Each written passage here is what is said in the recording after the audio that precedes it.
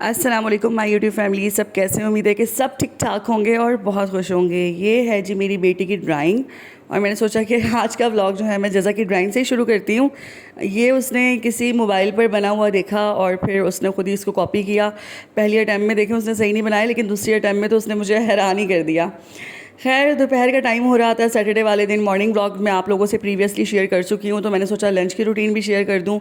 ये है जी मेरी वलीमे की पिक्चर और बहुत टाइम गुजर चुका। खैर बहुत टाइम भी नहीं, 6 साल ही हुए अभी सिर्फ। खैर मैंने अपनी बेडरूम की जो सेटिंग है वो कुछ चेंज की थी। उसकी वजह ये है कि गर्मी बहुत ज़्यादा हो गई है, तो जो सेटिंग थी ना पुरानी, वो मुझे उसमें कुछ मज़ा नहीं आ रहा था। फिर मैंने जो है बेडशीट निकाली आइडियाज़ वालों की। मैंने ये परचेज़ की थी आज से तकरीबन 5 महीने पहले। एक्चुअल प्राइस इसके 4100 रुपये हैं, लेकिन मुझे ना ये सेल में बड़ी मुनासिब से मिल गई थी 2600 रुपये में। यानी कि आइडियाज़ की बेडशीट बहुत वारे में आती है। खैर इसका प्रिंट भी मुझे बड़ा खूबसूरत लगा, तो अब मैंने फिर आंटी से बोला चलें जी बिछा लेते हैं आंटी जी पहले इसको। तो उन्होंने मेरे साथ हेल्प करवाई। फिर बेडशीट हम लोगों ने इसको स्प्रेड किया, तो इसका प्रिंट देखें कितना खूबसूरत लग रहा है। इसका कलर बहुत खूबसूरत लग रहा है। बेड के नीचे वाला जो कवर है ना मेरा, वो बड़ा ही पुराना हो गया था, तो वो फट गया था जगह जगह से। अब मैंने वो फेंक दिया।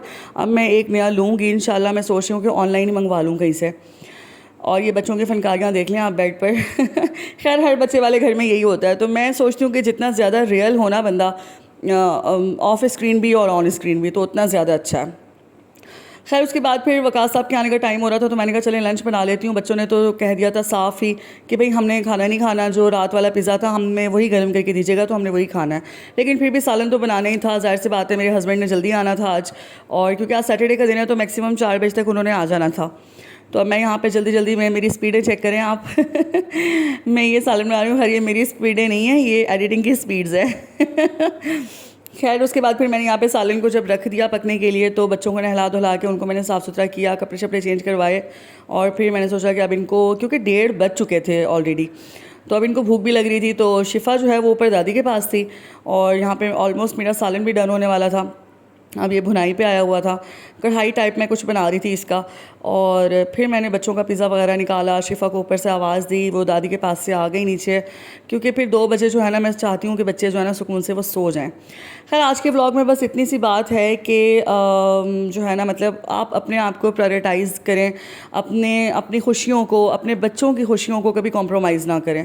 और मुझे लगता है करनी भी नहीं चाहिए। अपने आप को इतना प्रोडक्टिव और इतना बिज़ी रखें कि कोई ना कोई आपके पास मोटिव होना चाहिए ज़िंदगी गुजारने का, बच्चों के साथ रहने का। बच्चों की छोटी छोटी खुशियाँ होती हैं, तो मुझे लगता है उस पर आप लोगों को किसी को भी कॉम्प्रोमाइज़ नहीं करना चाहिए। और कुछ लोग जो कर लेते हैं कॉम्प्रोमाइज़, मुझे लगता है कि वो उनकी सबसे बड़ी बेवकूफ़ी होती है।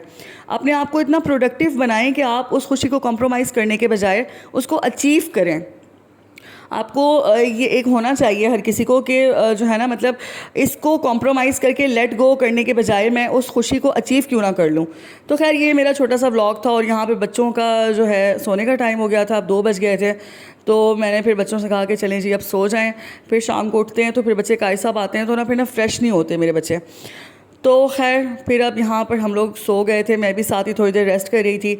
तो ये छोटा सा व्लॉग था मेरा, उम्मीद करती हूँ आपको ये पसंद आया होगा। मिलते हैं किसी एक नेक्स्ट व्लॉग में, किसी एक अच्छे से व्लॉग में। ये छोटी सी रूटीन थी मेरी, तो मुझे लगा कि मुझे आप लोगों के साथ शेयर करना चाहिए, तो मैंने आप लोगों के साथ शेयर कर दी। और मिलते हैं फिर नेक्स्ट टाइम। अल्लाह हाफ़िज़।